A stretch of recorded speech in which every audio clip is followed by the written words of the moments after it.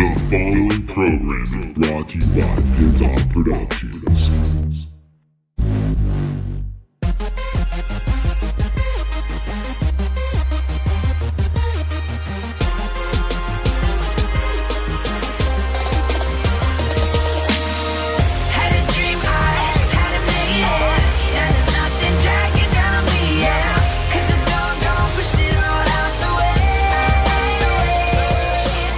Ladies and gentlemen, welcome to an all-new episode of the Totally Necessary Wrestling Podcast. I'm your motherfucking host, Kevin Porter. Welcome back, guys. We are here with WWE Elimination Chamber 2019 post-show. Holy shit, guys.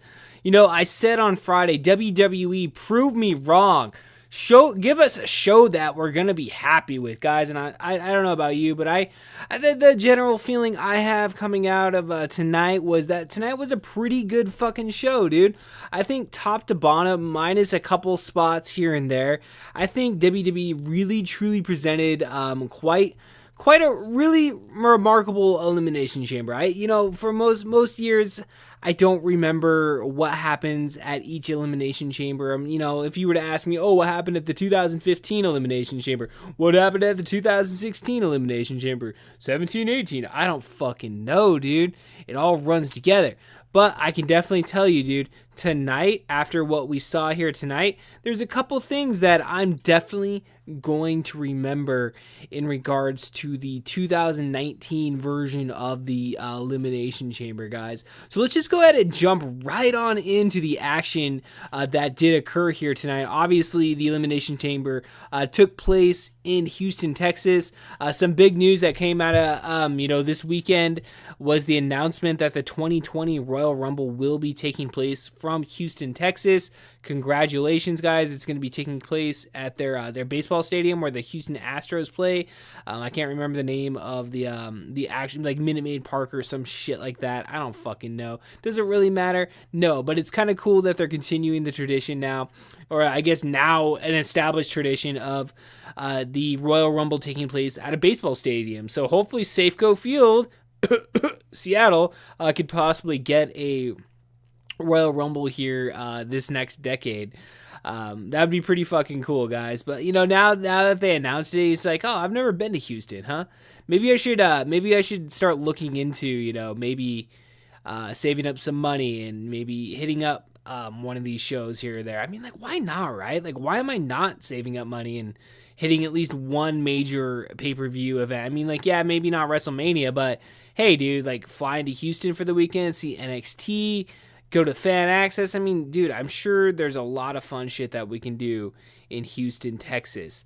But yeah, again, let's just go ahead and kick right off into what the pre-show, starting off with the pre-show, I should say, which was Buddy Murphy defending his WWE Cruiserweight Championship against Akira Tozawa. The match went 13 minutes and 25 seconds. Ultimately, Buddy Murphy did retain over Akira Tozawa. I actually did not see this match. I did not watch the pre-show this time around, so I don't really have a lot to say in regards to this match. I assume it was a good match here. I mean, they got at least, damn near 15 minutes in regards to the match length.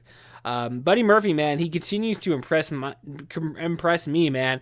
I mean, when you look back on when he was up on NXT and him, I forget the other dude's name he was with. It was, the other dude that's in the Forgotten Sons or whatever, Gunnar and Murphy. No, Gunnar is the guy that was in TNA. That was that fucker's name. But to say that we would see Buddy Murphy in 2019 be the face of the Cruiserweights is not something I definitely would have been predicting a couple years ago, given the fact of where Buddy Murphy had stood at that time there. But again, the match went 13 minutes, 25 seconds. I'm sure it was a good match here. I mean, again, the Cruiserweights each month, I think they definitely go above and beyond on these pre-shows. It'd be nice to see maybe one of their matches actually take place on the actual main portion of the show, but I guess you got to fill in something there. Yeah, no extra matches though that were added to this pay-per-view. Once you got to the main portion, I think there was a little bit of a belief that possibly that we would see maybe like a Rey Mysterio, Andrade match added on to the main card, but as can be seen, guys, that was not the case. So we kicked off the main portion of Elimination Chamber for the inaugural WWE Tag Team Women's Championships. Guys, this match went 33 minutes, which obviously it's an Elimination Chamber match, so you got 5-minute intervals. You got like 5, 6, 7 teams going into this shit or whatever. Dude, I gotta say, dude, like going into this match here, I wasn't necessarily thinking that this match was gonna be, a match of the night or anything of that nature, but I gotta, dude, hands down, this is one of the funner Elimination Chamber matches that I've seen in a damn good time, guys. I talk about a damn good time, and it's been a good while since I've seen, a decent match like this here. The ladies did not disappoint here tonight, I don't think at all. Ultimately, we did see the very first tag team champions of the women's division crowned, be it the Boss and Hug Connection, Bayley and Sasha Banks, defeating Carmella, Naomi, Mandy Rose, and Sonya Deville, Nia Jax, Tamina, the Iconics, and the Riot Squad to capture the very first inaugural tag team championship here. Dude, I thought this was, they really took their time here tonight in the Elimination Chamber match. They mapped out their spots really, really well.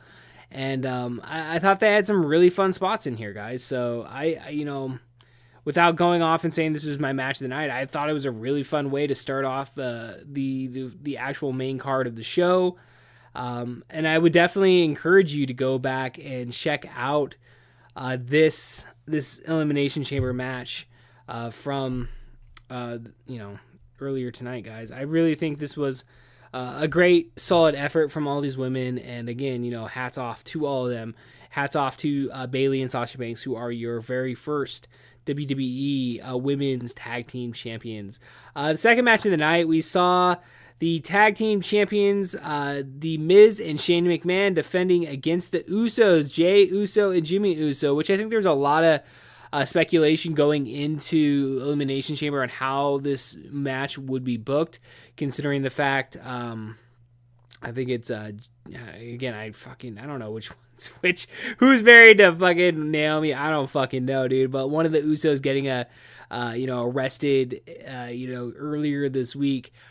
So I guess we really weren't too sure on how that would affect this matchup going into tonight. The match ultimately went 14 minutes and 10 seconds. The beginning, right before the entrances, we saw the Miz get on the mic, basically congratulating Bayley and Sasha Banks for their win just moments prior to this match beginning. Ultimately, we saw Maurice make a surprise appearance, and it was announced that the Miz and Maurice will be welcoming a second child the year 2019. So I guess congratulations to both the Miz and Maurice. All right, so this match pretty much is planting the seeds for the eventual singles match that we will be seeing the Miz and Shane McMahon most likely at WrestleMania 35 this year at MetLife Stadium in New York. So in a surprise turn of events, the Usos are now 6-time WWE Tag Team Champions, winning kind of on a fluke in a sense. We saw Shane McMahon go coast to coast once. They attempted to do the coast to coast second time to the other Uso, ultimately eating a fucking super kick to the face there. That was a pretty fun spot. I can't believe Shane McMahon goes and does these two spots week in or match out match. I know he doesn't do it week in, week out, but it's kind of crazy to think that, at his age, and you see the pain on him every single time he hits that coast to coast. It's like, guys, Shane, for the love of God, please just stop doing that move. I mean, you do it decently enough, but man, come on, your body can't take that shit all the time, dude. So on behalf of the WWE Universe, Shane McMahon, please stop doing the fucking the coast to coast, man. Ultimately, we did see Shane McMahon hit his other patented move, which is the elbow through the announce table.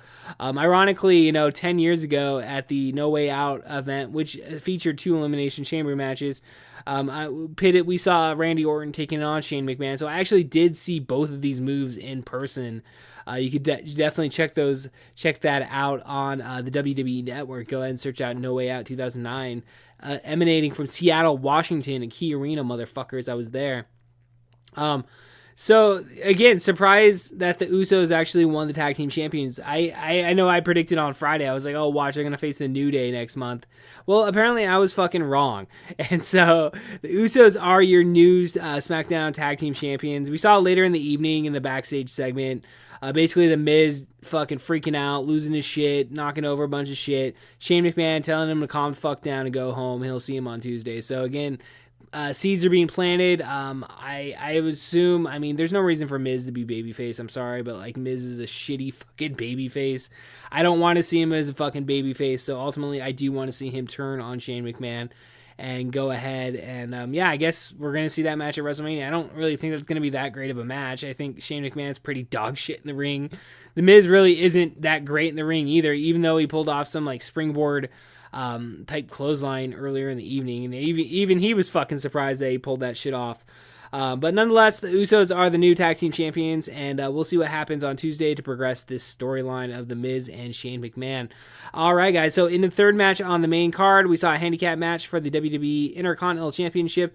Bobby Lashley defending his championship against Finn Balor with Lio Rush on the side of Bobby Lashley. So this was supposed to be a way of allowing Bobby Lashley and Lio Rush a little bit more leeway in regards to, having just more of an edge going into this matchup here, which, I mean, any fucking idiot could call. You're throwing Lio Rush in there. Well, you don't want to pin Bobby Lashley, so I wonder who's going to eat the fucking pinfall. So this match only went 9 minutes and 30 seconds. Not really much to say in regards to the match quality itself. It is what it is. But Finn Balor is your new Intercontinental Champion, guys. He ultimately did pin Lio Rush after Lio Rush had attempted to hit some sort of top rope maneuver. Ultimately, he missed. This led to some back and forth with Finn Balor ultimately getting the upper hand on Bobby Lashley and Lio Rush, and thus getting the pinfall. So Finn Balor wins his second, considering he was the first Universal Champion, but he wins his first ever Intercontinental Championship on tonight at the Elimination Chamber 2019. So congratulations to Finn Balor. As we see later on what happened later on in the evening, I'm not too sure where Finn Balor is moving forward. Hopefully they get it away from Bobby Lashley, which is pretty sad considering this was a very lackluster reign for Bobby Lashley. I think a lot of people had a little bit of hope once Bobby Lashley won the Intercontinental Championship here, like a month or two ago at this point. But ultimately, Bobby Lashley is just kind of treading water at this point. Even though I like Bobby Lashley, and I really don't have a lot to say in regards to shitting upon him in regards to it's just he's kind of just doing his thing, okay? And I mean, it's not really popping anything, it's not really doing anything, so, it is what it is, I guess, at this point. So, I guess, again, we'll have to take that whole wait-and-see approach and what happens tomorrow night on Monday Night Raw, which I'm sure, well, I guess they eliminated the whole automatic rematch clause, so I guess Bobby Lashley has to go to the back of the fucking line at this point, or I don't know, but yeah, ultimately the Bobby Lashley did destroy Lio Rush, so I guess that is done and over with, that whole pairing. Kind of sad to see it come to an end. I like Lio Rush, but I guess Lio Rush will go back to 205 Live and hopefully challenge for the Cruiserweight Championship at some point, and we'll see where that goes. So we saw Ronda Rousey defending her WWE Raw Women's Championship against Ruby Riott. Ultimately, Charlotte Flair came out at the beginning of this match here. I think she had a little bit of a interview promo at the beginning. Fucking Charlotte Flair is so fucking annoying. I thought with the way her top was, I thought her titties were gonna be dropping out at some point, but holy shit, dude. Apparently not. But nonetheless, I hate Charlotte Flair. I think her voice is annoying. Her character is annoying. I guess that's the whole point of it. I think we're supposed to hate her. But damn, dude, fuck Charlotte Flair, dude. So ultimately, Ronda Rousey does come out. Ruby Riott does come out. It's pretty much a foregone conclusion at this point. Everybody's like, oh, Ruby Riott actually may have a chance. Everybody's just not giving her a chance, blah, blah, blah, blah, blah. Well, Ruby Riott tapped out in 1:40, guys. So that really goes to show you where WWE was thinking in regards to this match and really what it meant. Ultimately, ultimately, it was more about, and I apologize again, guys, I continue to fucking defy logic and not put my fucking phone or my computer on mute prior to actually sitting down and recording this fucking shit. But fucking whatever, dude. I guess I owe you guys a couple beers now. Fuck me and my fucking pocketbook, motherfucker. Shit.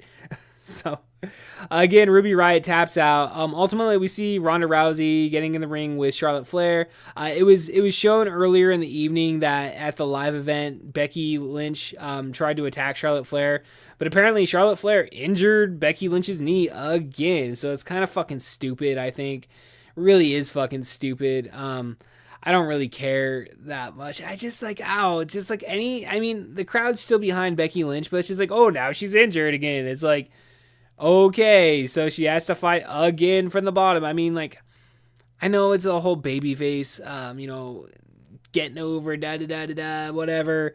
But it's just kind of lame, and I'm just really resenting fucking Charlotte Flair even being involved in this segment, involved in this match. It shouldn't be Charlotte Flair versus Ronda Rousey versus Becky Lynch at WrestleMania. It should fucking be Ronda Rousey versus fucking Becky Lynch. Charlotte Flair just magically, just because she's Flair, huh? Her fucking last name's Flair. Fuck you, fucking WWE. Fuck you, Vince McMahon. Fuck you, Triple H. Fuck you, Stephanie McMahon. And fuck you, Shane McMahon, too, you stupid bitch. Man. But ultimately we saw Ronda Rousey, Charlotte Flair facing off. Then we saw in the crowd, it was like you saw Ronda Rousey staring off in the distance. You like, okay, it's Becky Lynch, but then you see Becky Lynch hobbling the fuck out on crutches, dude. I mean, ultimately it set up what was going to happen moments later, but like just seeing her come to the ring like that, it took forever. And it was like, really, guys, like we're really crippling, no pun intended, Becky Lynch at this point. So it's just really kind of annoying to have to fucking see her trotted out like that. But ultimately she gets in the ring and then just beats the shit out of Charlotte Flair, which was pretty fucking badass. I talked this shit saying that they're kind of taking away, what's making Becky Lynch so fucking awesome, but then they give her a moment like this where she just beats the shit out of her, dude. It was amazing. I was like, fuck yeah, destroy that stupid Charlotte Flair, you fucking bitch ass fucking dumb. I don't like her. And then then Becky Lynch gave Ronda Rousey a crutch, basically, hey, get payback for Survivor Series when you got your ass kicked with the kendo stick. And then bam, Becky Lynch just takes out Ronda Rousey and he's like, you know what, fuck both of you. And you know what, I was clapping. This is like probably my favorite segment of the night, minus any of the Elimination Chamber matches. This was definitely my favorite fucking non-elimination chamber match fucking moment of the evening. So Becky Lynch stands tall, gets escorted out of the ring, and dude, you saw the lumps on fucking both Ronda Rousey and Charlotte Flair, dude. Becky Lynch beat the shit out of them, dude. And I'm pretty excited for tomorrow night on Raw, dude. I talk all this shit, but a little bit is restored. A little bit of faith is restored when I see both Ronda Rousey and Charlotte Flair get the shit kicked out of them. So again, I'm excited to see what happens tomorrow night on Monday Night Raw. So in a no disqualification match, we saw Baron Corbin take on Braun Strowman. The match went 10 minutes and 50 seconds. I didn't really care about this match. Ultimately, we saw Bobby Lashley and Drew McIntyre get involved. They basically just beat the shit out of fucking Braun Strowman. It's basically just a repeat of what we saw initially when Braun Strowman got taken out here like 2 months ago or whatever, the night after TLC. I was expecting possibly a Finn Balor or Kurt Angle making the save here, but where the fuck were those guys? Apparently Finn Balor was off celebrating his Intercontinental Championship win, and Kurt Angle was nowhere to fucking be found on this show. But Braun Strowman gets fucking triple powerbomb through a double table spot, which was actually kind of cool. And I liked, with the no disqualification setting, I mean, it wasn't the worst match between these two, but at the same time, it's like, did it really have to be featured on the Elimination Chamber? And really, what are we progressing towards, guys? Are we going to see a featured Baron Corbin match on WrestleMania? I sure fucking hope not. Gosh, I wish they would just send this guy the fuck away. Send him down to fucking Mexico or something, dude. Get him down to AAA or fucking CMLL or some shit. I don't fucking know, dude. I just don't... Like, Baron Corbin's got that X-Pac heat, dude. Like, he's legitimately got X-Pac heat. No one wants to fucking see this guy on their television screens in the year 2019. Hell, I didn't want to see Baron Corbin on my television screen in 2017. Hell, I didn't want to see him in 2018. Hell, fucking 2019. Get the fuck out of here, motherfucker. So in the main event of the evening, ladies and gentlemen, we saw the WWE Championship being defended. Daniel Bryan, your champion, defending against AJ Styles, Jeff Hardy, Kofi Kingston, Randy Orton, and Samoa Joe. Holy shit, guys.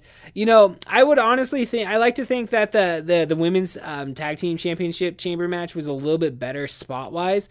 But damn, dude, did these guys not go the fucking distance? Daniel Bryan enters last into the Elimination Chamber and basically is, you know, in first. So it's him and Samoa Joe. They have some pretty fucking wicked fucking slap shots back and forth.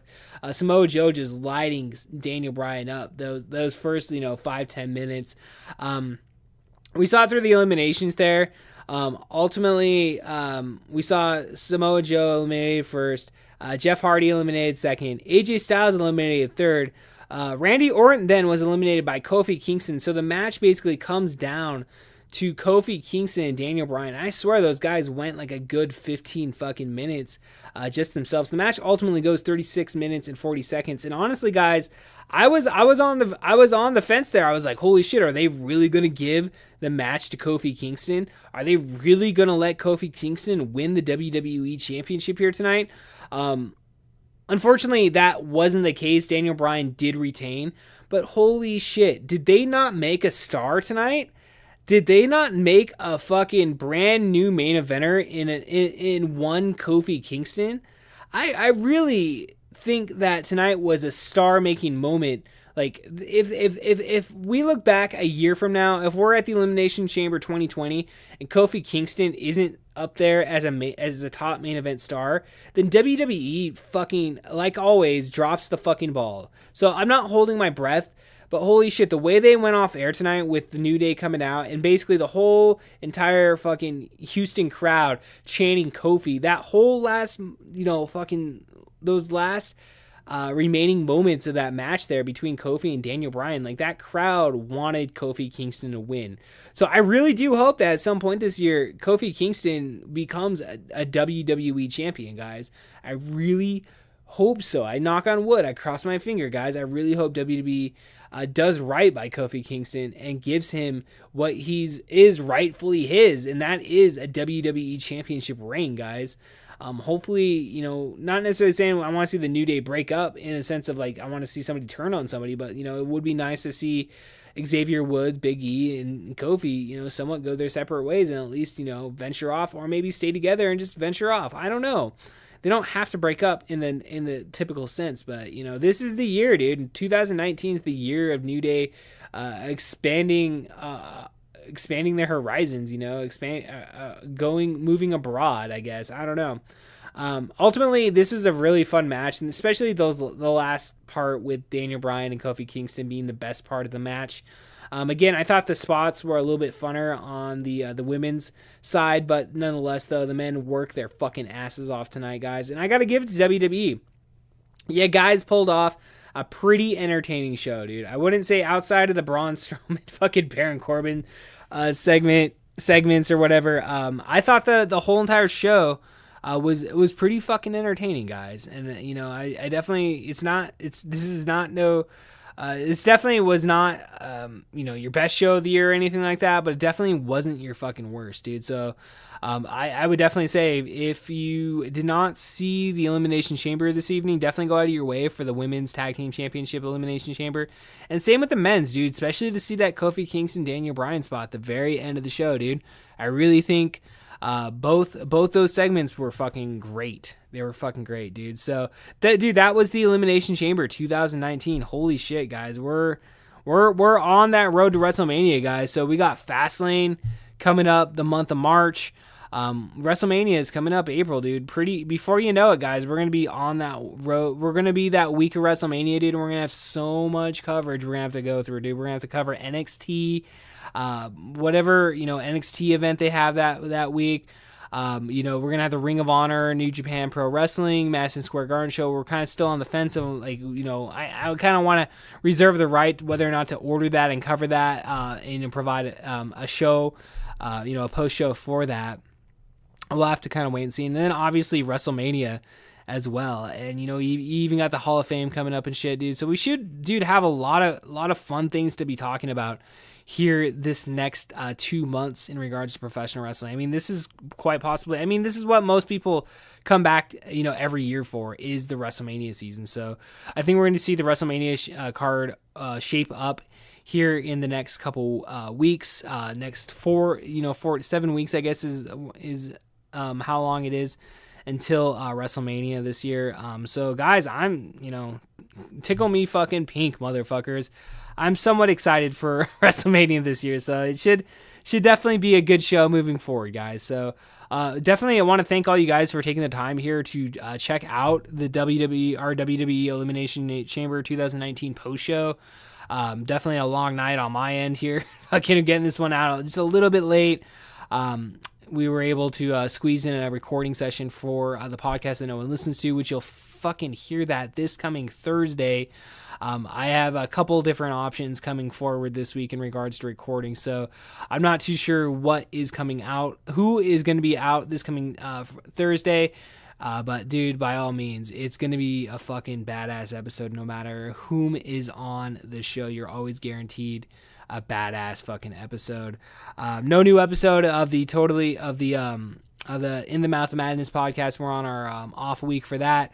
But next, not this week, but the following week, we will be dropping our brand new episode, which will be the Prince of Darkness, motherfuckers. So definitely be on the lookout. Not this coming Wednesday, but that following Wednesday, which will actually be February the 27th. We'll be dropping the Prince of Darkness. So this week, we definitely have all new episodes of the podcast that no one listens to. And we'll be back on Friday with another brand new episode of the Totally Necessary Wrestling Podcast, covering the fallout from WWE Elimination Chamber 2019 from both Raw and SmackDown. Plus, we'll talk about a little bit about NXT, dude. So, dude, guys, again, thank you for taking the time, and we will see you later on this week.